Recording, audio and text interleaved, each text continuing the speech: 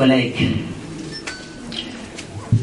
nous sommes ici sur les hauts d'Amboutsaïna, la colline où souffle le vent de l'esprit. Ce lieu sacré, il est à nous, c'est notre sanctuaire à nous tous, enseignants-chercheurs, territoire inviolable, où nous sommes protégés, où nous fabriquons le monde, où nous pouvons tout faire, où nous nous sentons bien. Devant ce corps refroidi de notre collègue, de notre ami, devant ce corps refroidi, autrefois bouillon de vie, maintenant sans vie. Nous sommes tristes, nous sommes inquiets, et nous ne comprenons plus. Que serons-nous? Mais que serons-nous après le travail, notre travail? Que serons-nous? Que deviendrons-nous après ces longues et interminables heures d'enseignement, de parole, de recherche, d'écriture?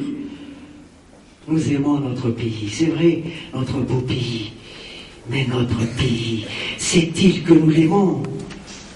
Et ici, j'ai envie de prononcer ces mots terribles que Dora, l'héroïne de Camus, dans Les Justes, prononce amèrement à la fin de la pièce. Le monde se tait. Quel silence! Quel silence!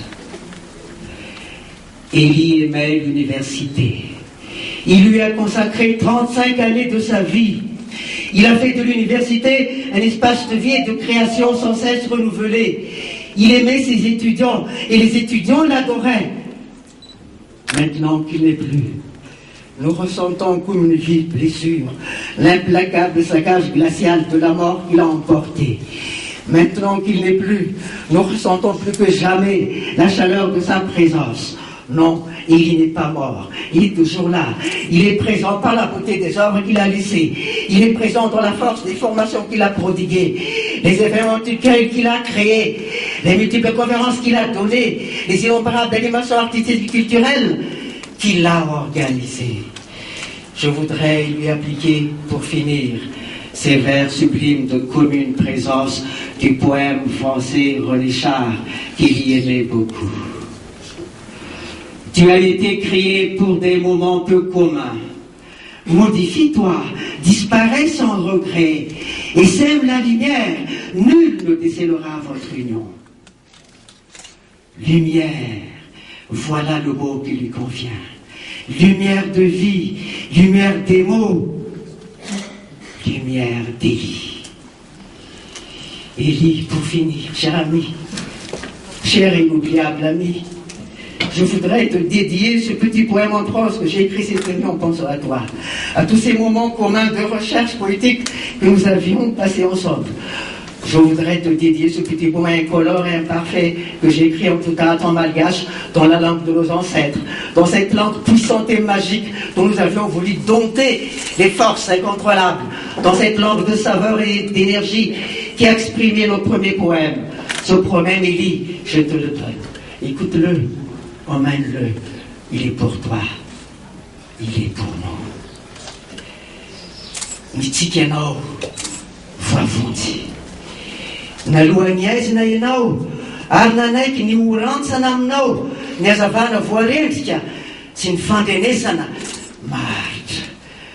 Toy ny maly aroanao, dia mbola isindray ny andro, ny aina, ny nofy, ny teny.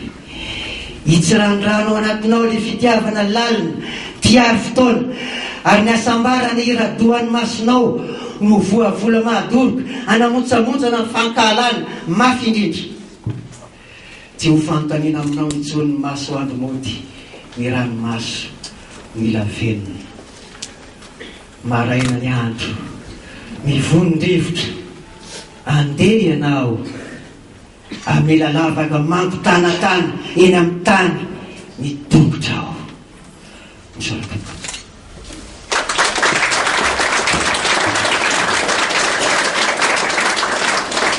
Misaotra indrindra an'Andriamantoa Nestor be Arzafy noho izany homazy littéraire nataony izany. Fa tsy misy lanja ny velively ny avoria toy izao ho an'ny Élie, raha toka tsy resahana momba an'ileo homazy littéraire. Fa ty lehilahy eto anoloantsika ity dia mpamorona, mpanao tononkalo, mpanao tononkira. Kanefa kehitriny a ny valia ny valia ny tsahakalo fa ny akon'ilay valia kosa ao am-potsika mandrakariva. Ary izany indrindra nanokafana boky volamena izay ato amin'ny salle de conseil. Raha misy anoratra amin'izany boky volamena izany a, izay no nanokafana azy. Miangavy an'Andriamatoa Sojabe ny ao amin'ny faculté des lettres et sciences humaines andray fitenena. Solo.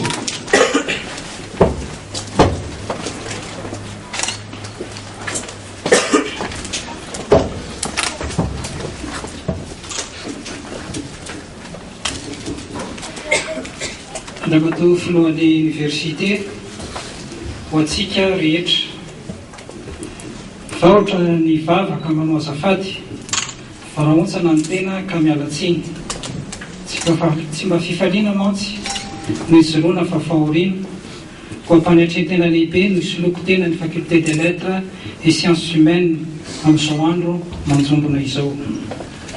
Izy amintsika ny nanam-po fa namanakaiky ny fanerasera ny arahana ny asa nandritra ny taona maro no ndoson'ny fahafatesana tampotampoka sahady.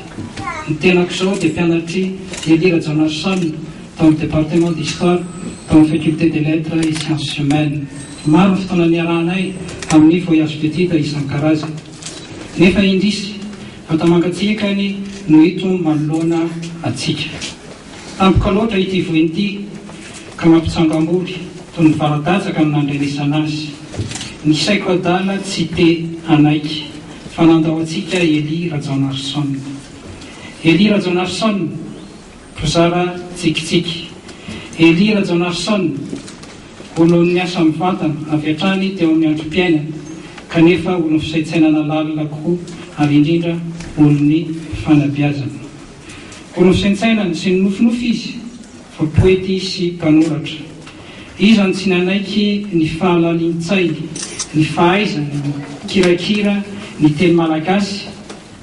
Raha namaky ny ranitra amboaratononkarona avoaka ny tamin'ny 1994 ary voatoka tamin'ny tenim-pirenena hafa, rato raha indahiny teo amin'ny soratra aza vakivava raha nanolotra io boky eo ka nanao hoe aingam-panahy mbola tsy fahitako nefa nefa mamy no mivoaka avy amin'izany. Elira Jonarson, mpampianatra tao amin'ny département maro tao amin'ny faculté des lettres et sciences humaines. Misy département anankifolo amin'ny faculté des lettres et sciences humaines ary département vitsivitsy ihany no tsy nampianiran'ny Elira Jonarson. Ka mamelay anareo ilaza ireto filazany ireo département samihafa vitsy ihany momba ny Elira Jonarson. Pour Elira Jonarson, Elira Jonarson fut et restera dans nos mémoires un personnage hors du commun qui aura marqué le 20e et le 21e siècle.